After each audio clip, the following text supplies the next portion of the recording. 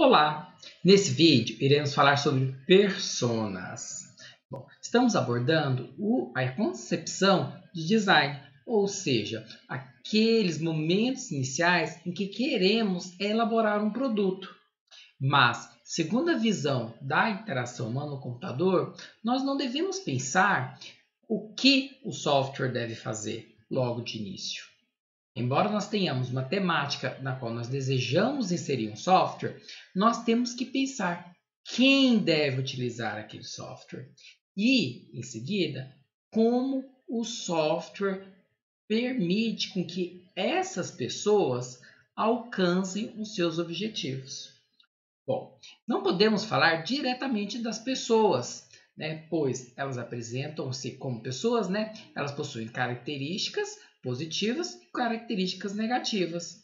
Bom, então nós podemos adotar personas para possibilitar a discussão durante todo o processo de design referente a características positivas e características também negativas, como as limitações do ser humano durante o processo de desenvolvimento de uma interface de usuário.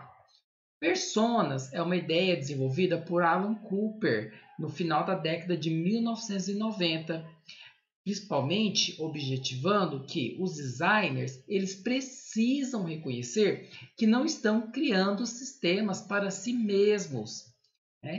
Um erro de design principiante, daquela pessoa que vai criar suas primeiras interfaces, é projetar para si. Mas nós temos que lembrar que o outro ele possui conhecimentos muito diferentes dos conhecimentos que nós temos, principalmente você que está fazendo um curso de tecnologia e análise de desenvolvimento de sistemas.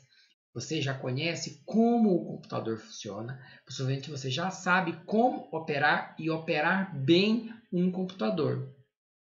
Mas e o usuário final do aplicativo que você está construindo? Possui os mesmos conhecimentos que você possui? As mesmas habilidades no uso do computador? Possivelmente não. Então, nós temos que reconhecer que estamos desenvolvendo para o próximo, para uma outra pessoa e não para nós, designers. Bom, então, o sistema vai ser utilizado por diferentes tipos de pessoas e devemos envolvê-las, essas características dessas pessoas, através de diferentes personas que vão expor fisicamente, psicologicamente, em termos do uso que farão do nosso sistema. Bennion, no seu livro de Interação Humano-Computador, ele descreve que personas são representações concretas dos diferentes tipos de pessoas para as quais o sistema ou serviço está sendo projetado. Bom, então nós analisamos o público-alvo da nossa aplicação e, a partir de uma percepção de como as pessoas, essas pessoas que pertencem a esse público-alvo, nós criamos um conjunto de personas. Bennion também descreve que personas devem ter um nome, alguns antecedentes e, o que é muito importante, algumas metas e aspirações. Não somente frente ao uso do nosso software em si, mas metas de vida como seres humanos possuem. Bom, personas querem poder fazer coisas usando o seu sistema. Bom, então, as nossas personas, elas têm um propósito de utilização do nosso sistema. Logo, ela é de modo fictício, elas são o público-alvo do nosso sistema. E as pessoas elas querem atingir as suas metas e querem realizar atividades significativas usando o sistema que será produzido. Então, é por meio dessas metas das pessoas que nós identificamos analisando o mundo real que o nosso sistema vai oferecer funcionalidades que vão dar suporte às tarefas para que as pessoas alcancem as suas metas. Vamos a um exemplo? Este daqui eu removi do site Usabilidoido. Bom, o Usabilidoido ele visa fornecer informações sobre usabilidade para quem quer ser ou ampliar o seu conhecimento sobre design de interfaces humano-computador. Bom, Aqui nesse site, né, eu retirei a seguinte persona chamada Pedro Marcuse. E Pedro Marcuse é designer de interfaces. Bom, vejamos o que o texto do autor nos diz sobre isso, né? Então, Pedro Marcuse tem uma formação. Antes de começar a faculdade de desenho industrial, sua principal ocupação eram os games. Escolheu essa faculdade porque sempre teve facilidade com as artes. Nunca poderia ter feito um curso chato, como administração ou direito. Começou a trabalhar a partir do segundo ano de faculdade, só para não precisar depender mais da mesada do pai. Há 2 anos formado, Pedro se encontrou no design de interfaces e se especializar nisso, apesar de seu trabalho atual como web design exigir outras habilidades. Bom, então aqui nós temos um trecho um exemplo de uma persona, né? Essa persona ele criou para o próprio site dele, que é o Usabilidoid. Então, se vista as pessoas interessadas em design, a persona, então, ela tem interesse de design de interfaces.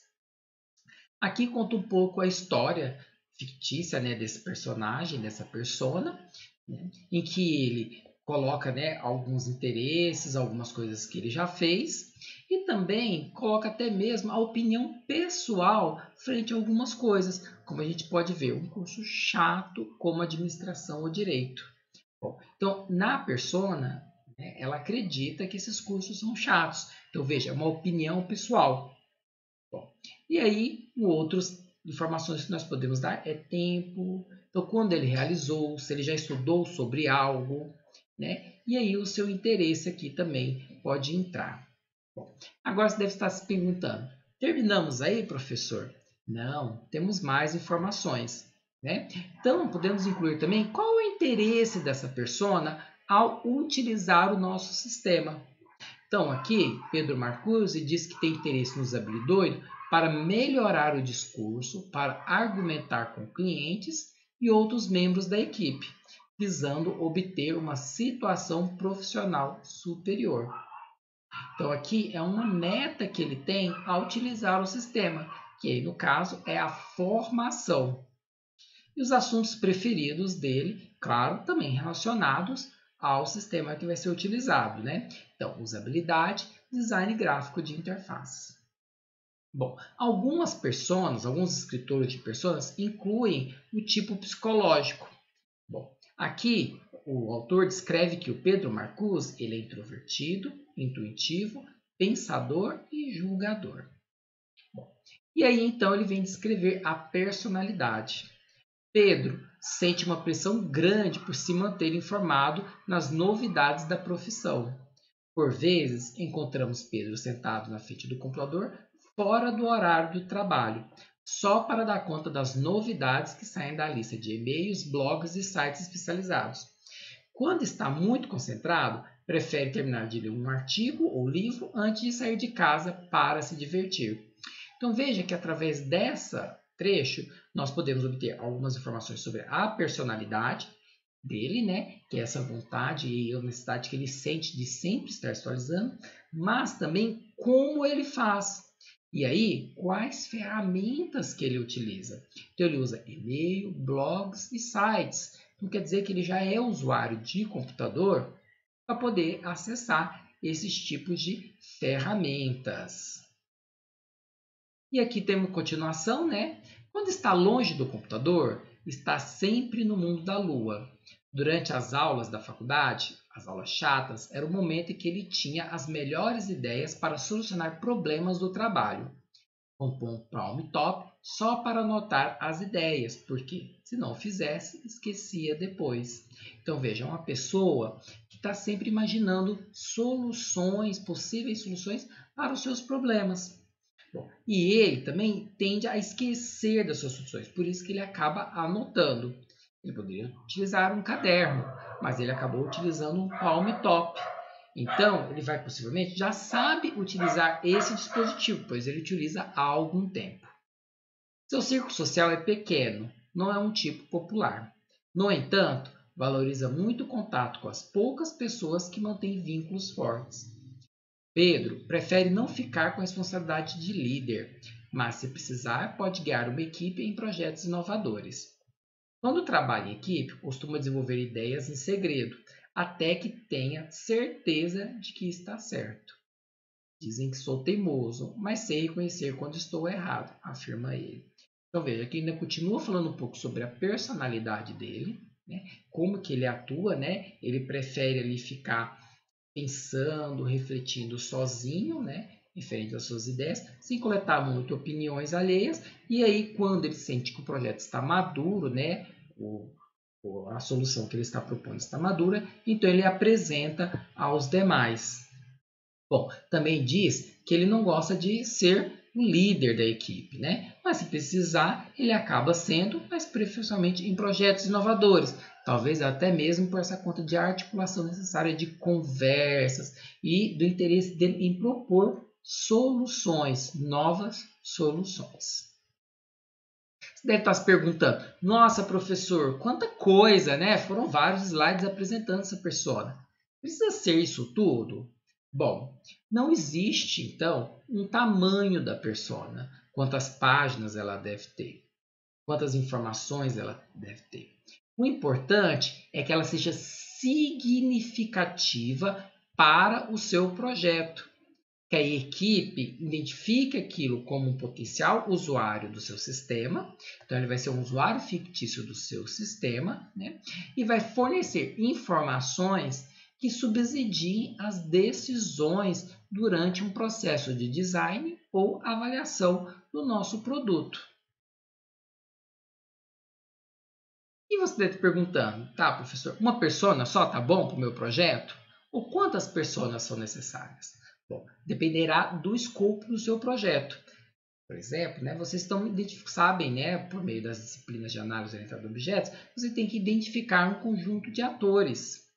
Né? Bom, da mesma forma, tem que identificar um conjunto ali, subconjuntos do seu público-alvo, né, que desempenham papéis diferentes, e a partir disso definir um ou duas personas, né? Então, não se pode criar nem muitas personas, porque aí ficaria difícil guardar todas na memória, mas nem tão poucas personas, tal forma que não atenda totalmente o público-alvo. Então é importante um equilíbrio aí no número, né? Em média para um sistema pequeno, variando de 2 a 5 personas, em que vai atender ali essa amplitude do seu público-alvo, tanto no que ele vai desempenhar no seu sistema, como também no conhecimento e habilidades que ele tem sobre o computador, habilidades físicas, né, ou deficiências que possui, entre outras características. Agora você deve estar se perguntando, ok, professor, eu tenho que seguir sempre esse formato apresentado? Ou seja, existe um formato definido? E um número de palavras é obrigatório? Bom, então não existe um formato definido. Personas são descrições textuais, né, em que vai apresentar um usuário fictício para o nosso sistema. Né?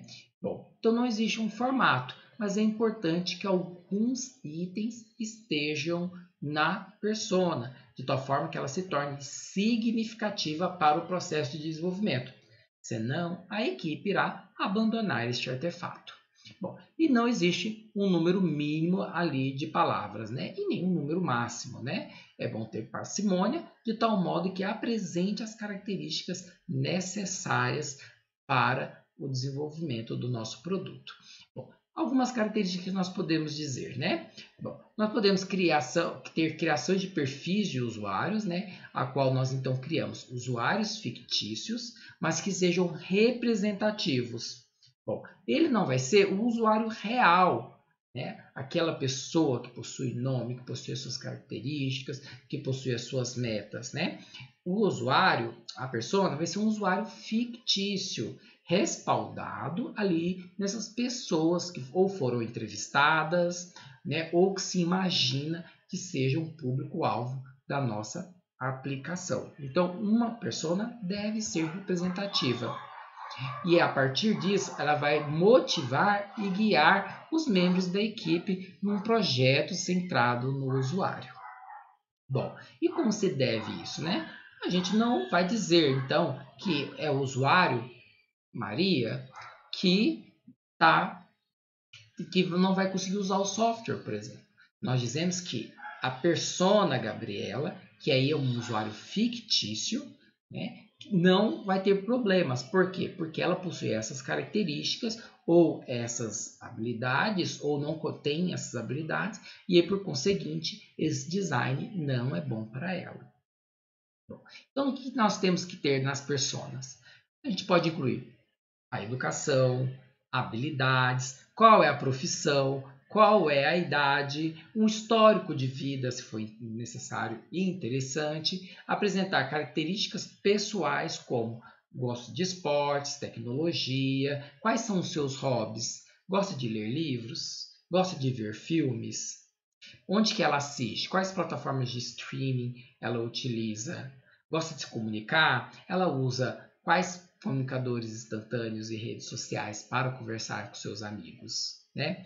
Bom, estado civil, né? Com quem que ela mora, o que ela costuma fazer nas férias, entre outras informações ali para completar e mostrar, olha, embora seja fictícia, ela vai possuir habilidades positivas e também vai possuir características negativas, né? Como, por exemplo, é esquecida, né? Ou então ela não executa muito bem os passos, não gosta de ler, né? Ou então não consegue memorizar muita informação, entre outras características que forem então pertinentes aí ao nosso público-alvo.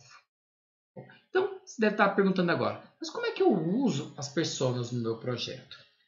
As personas, como elas são criadas no início do processo de desenvolvimento, né, principalmente ali que a gente está no projeto centrado no usuário, nós podemos aplicá-la desde o início da concepção do nosso produto até a avaliação deste produto, né? Só para ter uma ideia, a Microsoft ela explorou o uso de personas durante a construção do Internet Explorer 5, com o objetivo de conscientizar os desenvolvedores da importância de oferecer uma boa experiência aos usuários. Como é que eles usavam? Né? Durante as discussões sobre o resumo da interface, o nome das pessoas eram evocadas para defender que determinado recurso seria difícil demais para ser usado por aquela persona. Bom, então aqui é um exemplo, né? O outro seria mais ou menos assim, né? Nós estamos concebendo o produto agora e essa pessoa é habituada a usar um determinado comunicador instantâneo. O que nós podemos pegar da organização deste comunicador ou se inspirar nos ícones deste organizador para aplicar na nossa solução? Bom, então são essas algumas características que, lendo personas, nós podemos estar aplicando no nosso processo de desenvolvimento.